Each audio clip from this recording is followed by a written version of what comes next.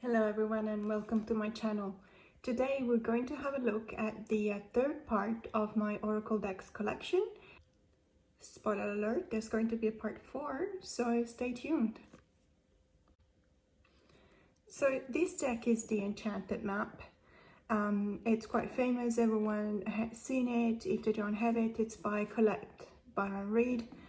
This is the very first tarot deck that I bought when I arrived to Australia, and I was very excited about the fact that I could easily find English language tarot and oracle decks, because until then I had lived in the Netherlands and I could find them in English, but the majority of them had been translated in Dutch, which is fine, but I wanted to see more what was out there in the English language. And if I wanted to buy the English ones, they actually came at a price. So I was quite excited. I went to my first bookstore, I found this, I loved it, and you can tell it's an older edition with the older cardstock. Now this one originally came with the borders, which I trimmed off, and I also etched it, in this kind of pastel green and pastel blue. So this deck is amazing. I love the quality of the photograph. It's obviously a digital collage. The keywords resonate with me. Details. The booklet is pretty good. I used to pair it with the Good Tarot by the same author, and obviously it paired really well, but it pairs well with other decks as well. The artwork is nice. I like it. There's just, when it clicks, it's such an amazing experience when you use a tarot or an oracle deck in your practice and it just clicks.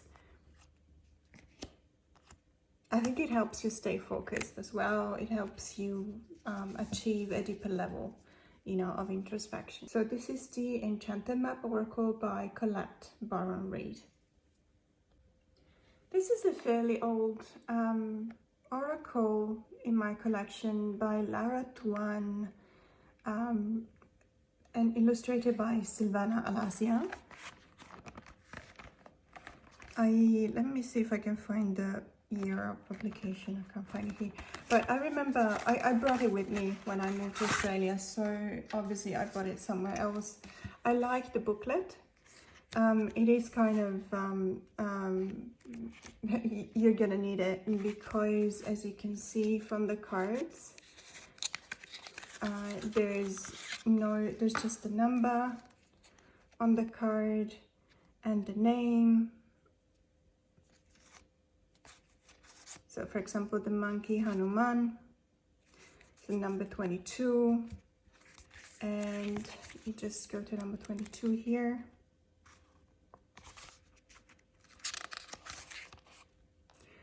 So it gives you, for example, it gives you keywords, it gives you a bit of a symbolism, the background, the symbolism, and the divinatory meaning as well.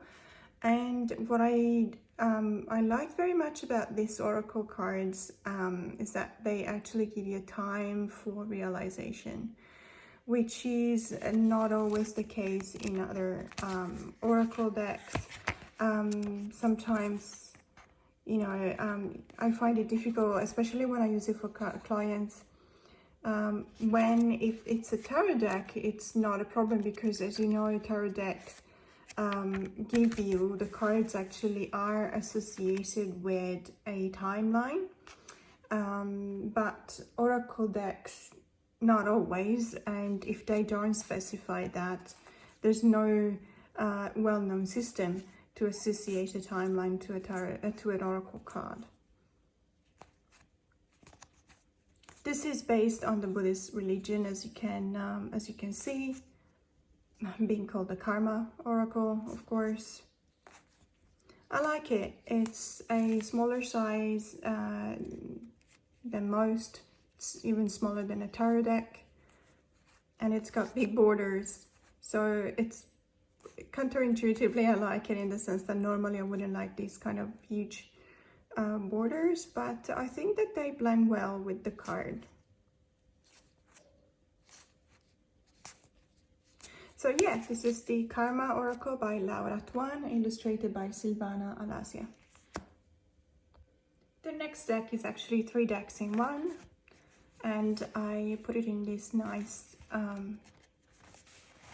cotton pouch, and it's the Oracle of Oddities. Now this is actually 3 decks. It's Oracle of Oddities 1, 2, and 3.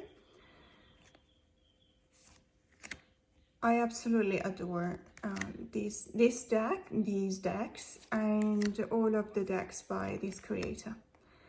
There's something about human anatomy in particular related to those old prints, you know, of studies on human anatomy, on the bones, the muscle system, the nervous system, anything associated with that. And for example, in these and other decks of the Antique Anatomy Tarot, for example, you'll see there's a pretty close association between plants and parts of the human body.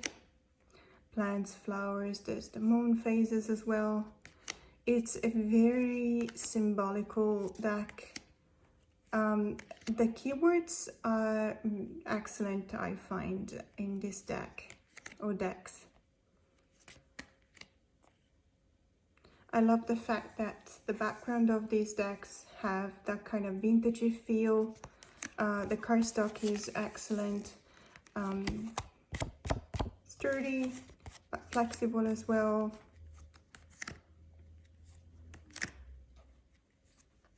The association between the muted colors, you know, the black and white, of the sketchy kind of quality of the bones and the parts of the body, blending really well with the splashes of color given by the flowers, for example, or, you know, by some birds, or even crystals, plants, other animals and flowers and insects and butterflies. I use it for several pairings, not just with the Antique Anatomy Tarot, for example, but also with the Yokai Yochi. I think it goes really well, blends really well, also with the Symbolic Soul Tarot, which is a recent acquisition. So I am very attached to this Oracle deck. It's the Oracle of Oddities, part 1, 2, and 3. This deck is the Untamed Spirit Animal Oracle. Wisdom from the Wild Within, and I just recently found out that it's actually being produced, illustrated and edited by 2 Italians, so Rocco Lombardi and Francesca Matteoni. I'm always try to support anything that comes from Italy, any production that comes from Italy. You know, not just because I'm Italian myself, but because I know that it's a tremendous effort for an Italian or for any other person whose first language is not English to produce any kind of work of art in a different language. So for us, ESL, English as second language, we support each other, and I think that it's a wonderful thing. Now, I really like the guidebook. It's got this kind of, I don't know if you can tell, but it's got this kind of yellowish tint to the pages, which makes it quite unique, to be honest. What I like as well is that it's got an element association with the animal in specific. It tells you the scientific name, the class, the order, geography, spiritual power, which is something very important, obviously, when we use it for reading. It's got a bit of a message at the beginning, that a story about this animal. It really is an amazing little deck. I'll show you the cards. This is a second box. So it's a box within a box, which I don't necessarily appreciate, because I think there's a lot of you know, packaging there that of course raises the prices, and you know, it's probably, it would be best if there were only one box, but you know, that's just my own personal opinion. So it's got a very unique kind of you know, pencil or charcoal even kind of sketching art style, which obviously creates a nice contrast between the blacks and the whites to give depth. It's got you know, the key, so the name of the animal at the top, and then something that I really appreciate, and it is kind of a deal breaker for me if it's not there, the keywords at the bottom. They don't necessarily have to be at the bottom, they can be anywhere you want, but I do want to have some keywords with an oracle deck, because I don't necessarily always know what to associate. For example, the coyote, for me, it doesn't necessarily speak to me of intelligent and unpredictability. So I really do appreciate when the authors, you know, they tell me what their idea is behind the choice of these cards. The badger for me is resilience, for example, which goes well with determination, I guess, but mental energy as well, of course, but it's not the first thing that I would have thought when I saw the badger. And so, you know, it's always nice, and I don't think it's a lot of effort. It doesn't take that much to just write down a couple of keywords. Even just one is fine. But there are so many really beautiful animal decks, particularly one that is coming out soon in March next year by an Australian author.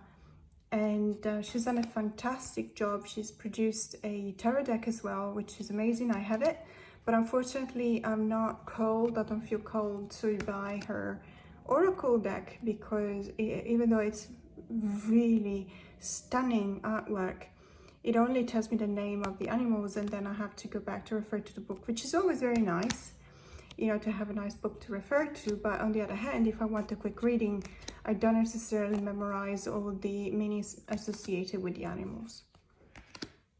So whenever a deck has keywords like this, I am so very grateful. Peacock with beauty and completeness. So this is the Untamed Spirit Animal Oracle by Rocco Lombardi and Francesca Matteoni. And this is an example of what I was talking about earlier. So this is the Wild and Non-Animal Spirit deck. And this is written and illustrated by Kim Krantz. She's very famous. All of the decks are very famous. The production values of these decks is amazing. You have a couple of boxes, but what's most important is that you have a really beautiful, very extensive guidebook, as you can see here. So you've got the illustration on a page of the card, the name, the element, a couple of keywords, unstoppable, auspicious, wise, and then you've got a bit of a message or a description. You've got also a kind of a, if you want to read these cards in reversals, you can, because it talks about the meaning when it's in balance, one-pointed, focused, generous, loving, but it's also talking about when it's out of balance, so kind of a shadow work, meaning misunderstands fate.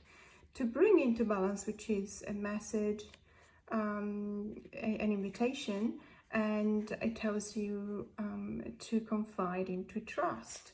So this is a really beautiful book, and as you will see from the cards, which by the way, sorry, I bumped my camera. So they come in another 2 pieces box with a holographic print. I don't know if you can see on the top, which is a very famous deck. So I'm sure it doesn't really need much of an introduction. It's the typical King Crans kind of style. If you have the Wild Unknown Tarot, you will easily recognize this.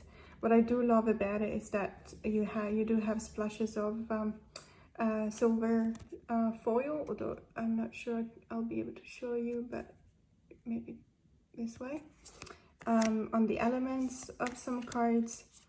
And I realized that I contradict what I was saying earlier. So generally speaking, this would be a deal breaker for me, the fact that there is no keywords. There's just the element and the name of the animal on the card. But it does pair really well with a lot of oracle tarot decks, sorry, that I have. In particular, not just the Wild Unknown Tarot deck, but also, for example, the Lumina Tarot deck, and also I find the Way Home Tarot deck pair really well with this oracle.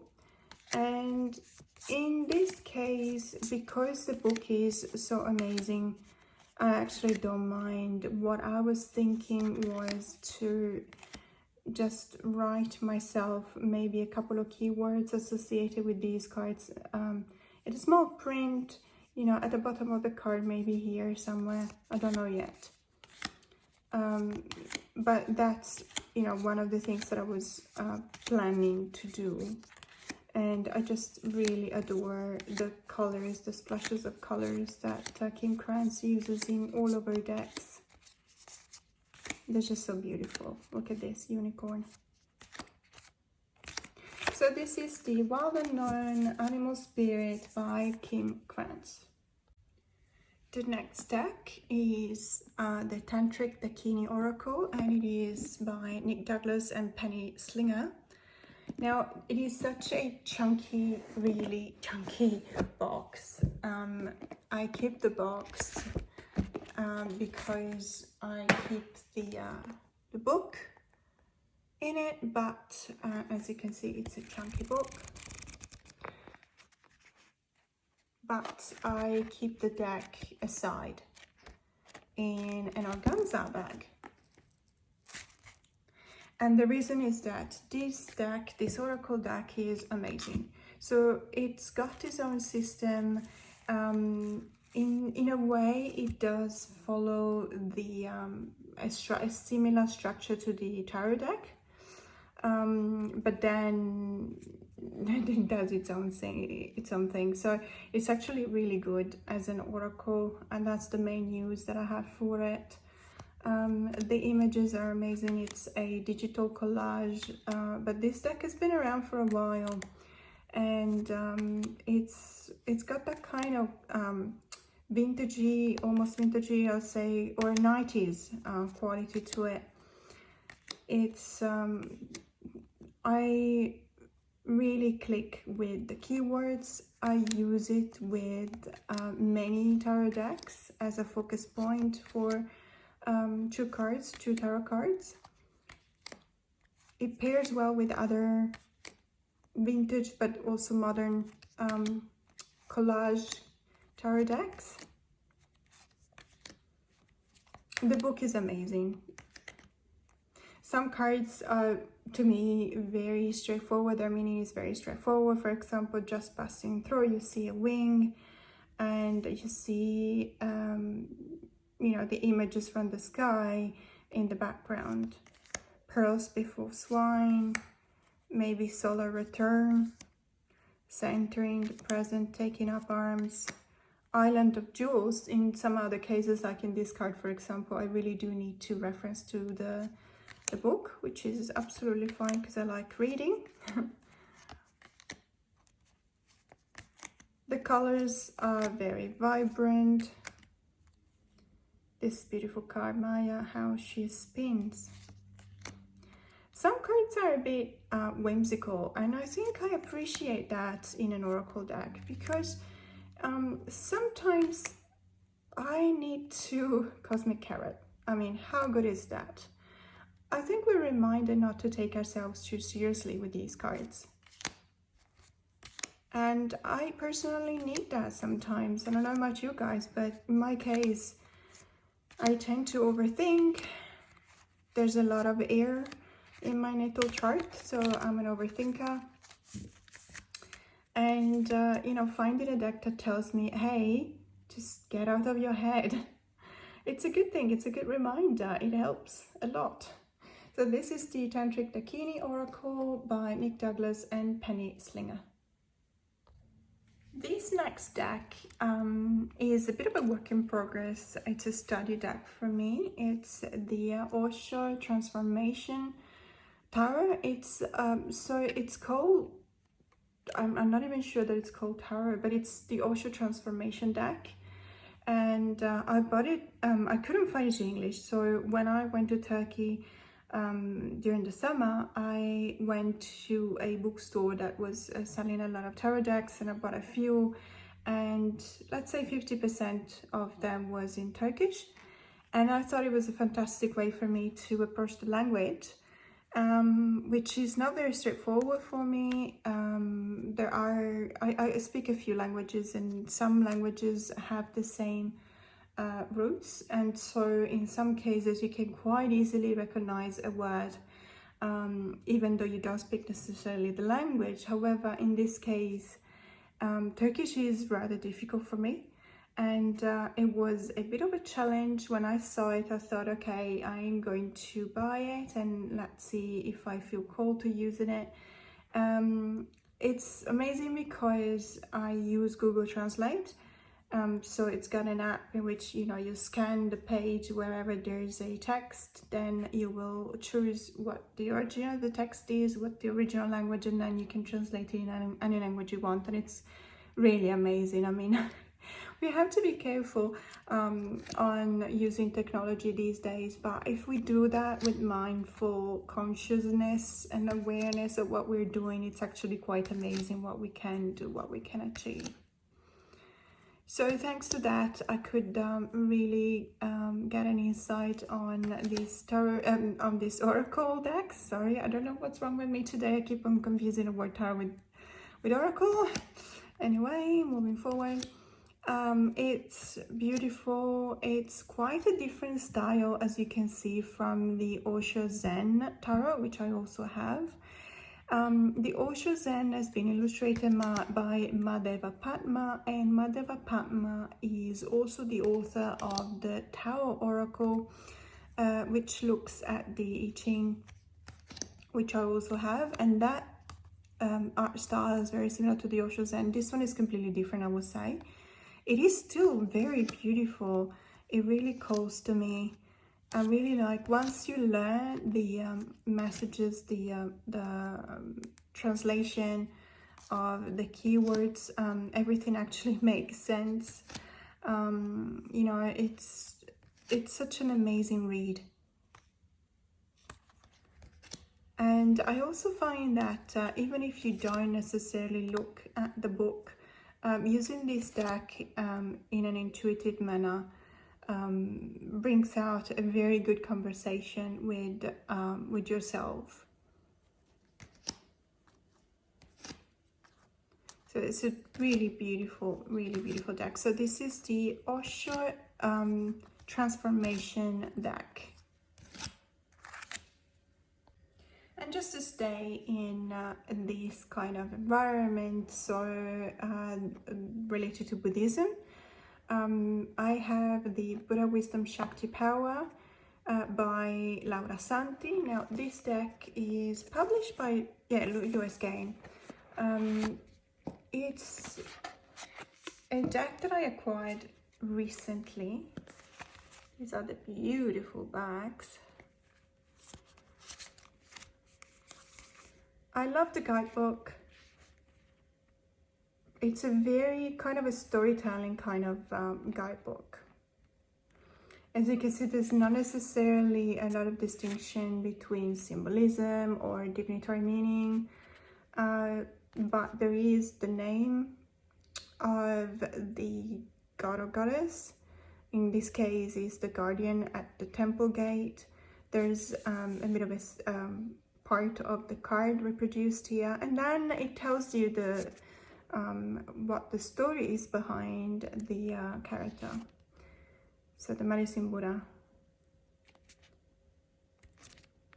for example. Now, I did study Buddhism quite a few years ago actually now, and I do appreciate decks like this because there's a lot of research that goes behind producing a deck like that.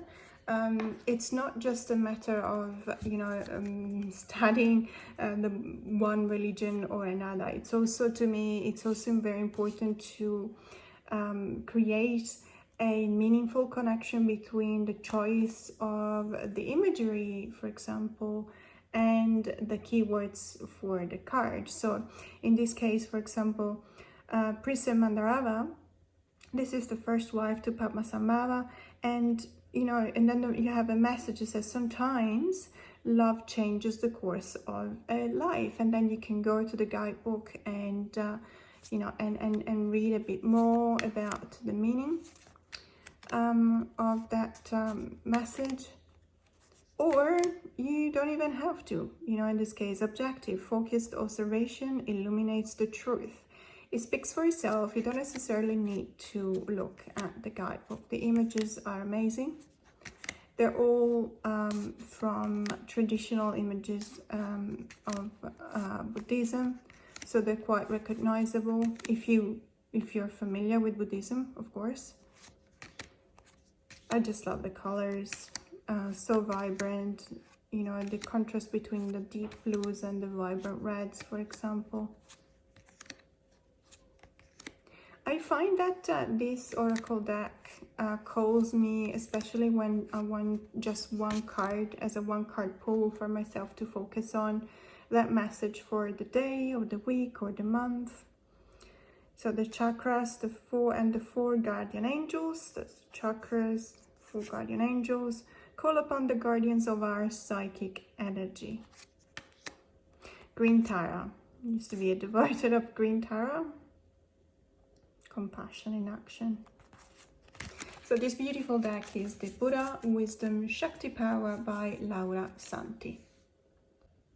Another deck with the same kind of energy is the Land Sky Oracle by Theresa Hutch.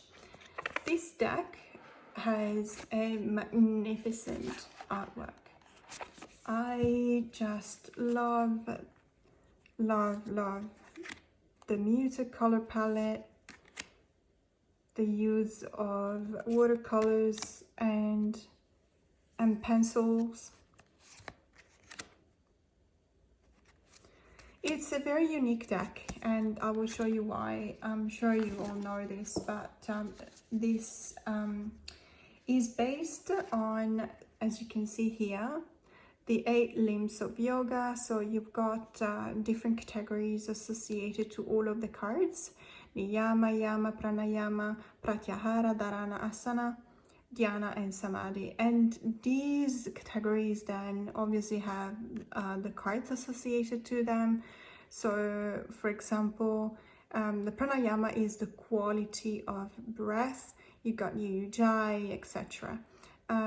Whenever, for example, you go card 13, for example, Asana, and you got all the asana is the pose, the yoga pose. So you got all the different, you got a couple of yoga poses, and or postures, physical postures, and you can actually read it in a couple of ways, or you can use it in a couple of ways with the so you've got an actual guidebook.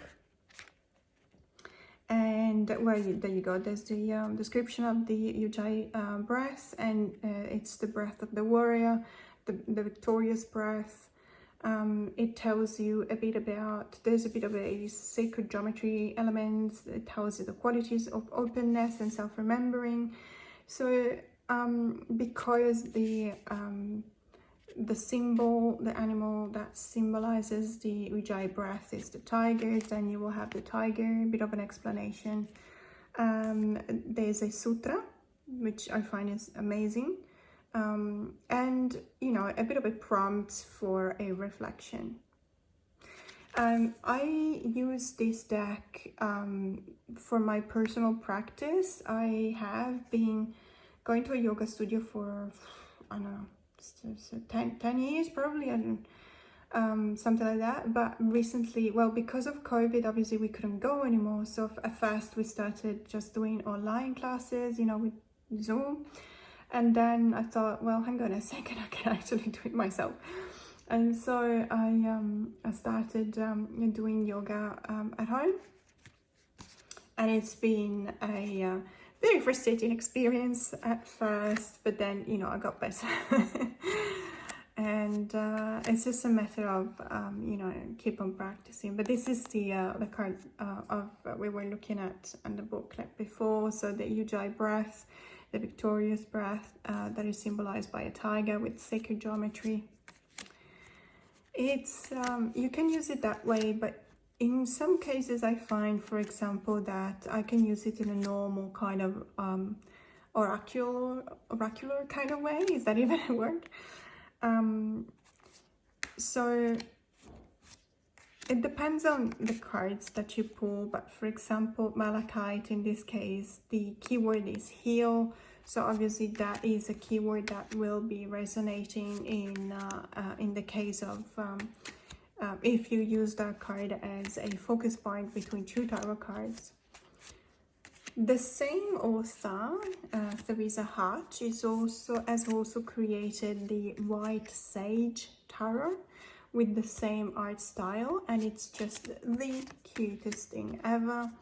I have the teen version of it, but I've been forever looking for the original full size, because it would pair amazingly with this oracle deck, which is the Land Sky Oracle by Theresa Hatch.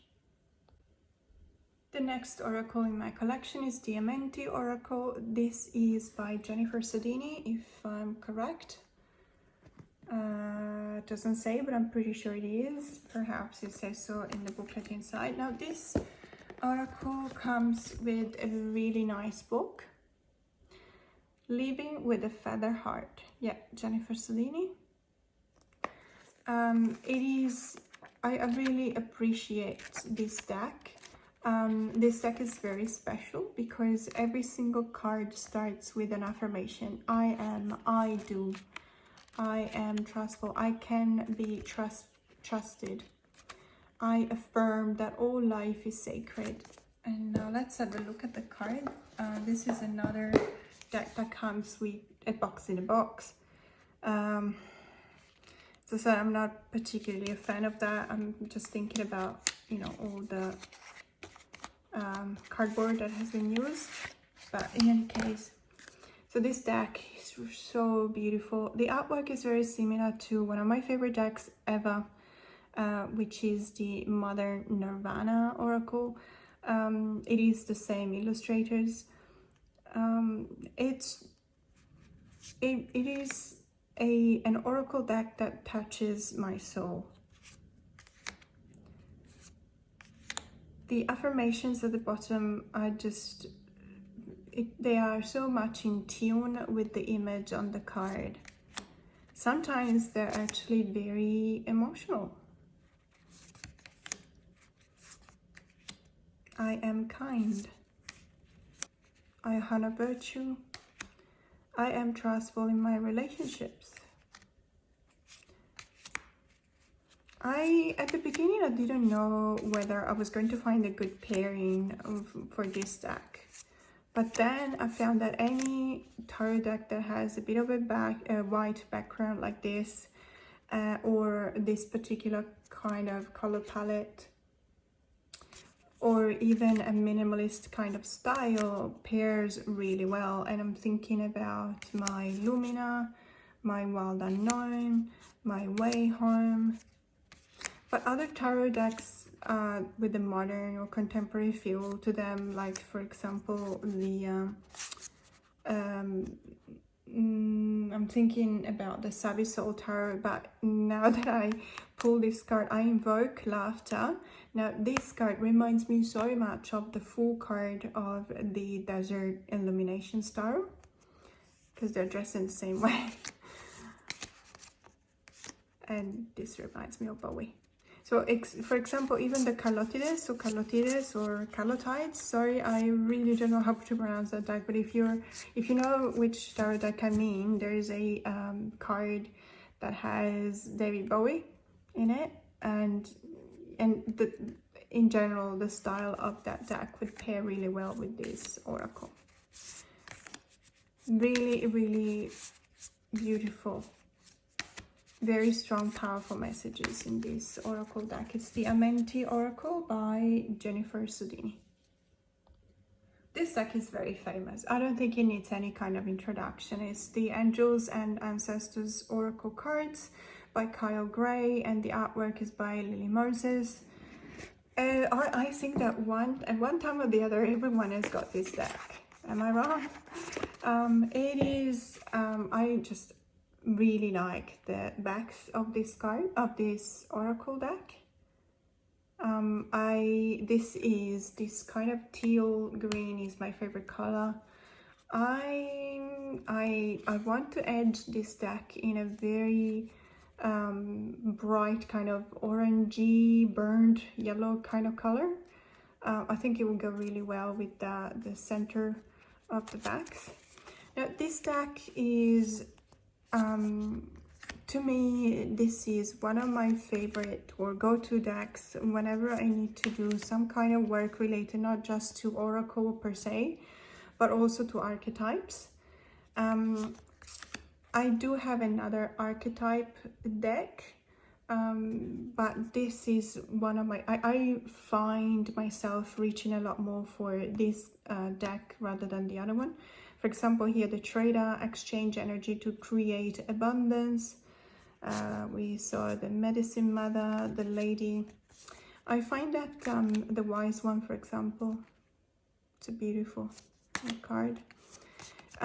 There's you know, other cards like the moon faces, broken arrow. I find that it's very versatile. You can use it in the normal way as a focus point between two tarot cards, but if you read, for example, the messages at the bottom, so as with the archetype of the great teacher, the message is learn from spiritual experiences. Okay, so you can use it that way as well, absolutely. I think every card has got a message like that can be used as a divinatory message. But I think that we have so many oracle decks, or at least I have so many oracle decks in my collection that have that kind of vibe, that kind of shamanic vibe. It is called the Angels and Ancestors. To me, it doesn't necessarily speak to me of angels almost at all. It does speak a little bit of ancestors, but the main power that I feel coming out of this deck is a shamanic power. And so I was saying, there's so many other decks that I can use as oracles, proper oracles, and I prefer to use this one as an archetype deck. So, but I'll be curious to hear what you guys think of it. I mean, I'm pretty sure that there's a lot of us that have this deck out there, so please let me know in the comments below what's your favorite way of using this deck. This is the Angels and Ancestors Oracle deck by Kyle Gray, and the artwork is by Lily Moses. So this is the proper archetype deck that I've got, and it's by Caroline Miss. It's got 80 cards, so corresponding to 80 archetypes, which I really appreciate because I used to have the archetype oracle or archetype cards by Kim Krantz, the author of the Wild Unknown series. And even though that deck has absolutely amazing combination between artwork and color palette, this deck is it just works a lot better. It just works a lot better as an archetype deck. First of all, it's got a lot more archetypes. It's got 80, so you know, willing it or not, you will find yourself in there. I also like the fact that even though it does come with a book, which is quite a nice one, I should say, as you can see. So it's got a few bullet point with a few messages or characteristics rather refer to that particular archetype. What I like is, first of all, the fact that it gives you a few blank cards that you can customize yourself if you cannot find a specific archetype you were looking for in the 80 cards that are offered in here. But also because if you don't necessarily want to refer back to the good guidebook, you can use it without it. So you've got well, this one is a very good example. This one as an archetype has got the gossip, which is very clear from the image, and it's got light attributes and shadow attributes. That for each and every card. So I really like it because it can also be a study deck. It helps me a lot, for example, whenever I do a reading for a client. It helps me, find an archetype for the client, for example, and it helps me to understand the client a little bit more. In my own personal practice, I use it when I want to see, I want to do a little bit of path working. So starting from an archetype and setting my intention to evolve into a different archetype and how to reach that goal. So it's, as you can see, it's very simple. It's not my favorite when it comes to artwork, and to be honest, even the use of colors is not exactly, it doesn't really make me overjoyed. But it is very practical.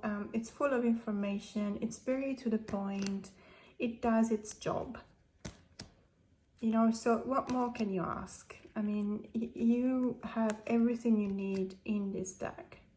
So this is the Archetype Cards by Caroline Myss. And if you're still here, thank you so much for staying with me till the end of this video. I still have a few oracle decks that I want to show you, that I want to talk about. Therefore, there will be a part 4, which is ironic because I started these videos thinking that I would have been able to concentrate everything in one video, but well, I couldn't. Which is so much fun for me anyway. So if you like this video, please consider subscribing to my channel. There will be more to come, and have a great day.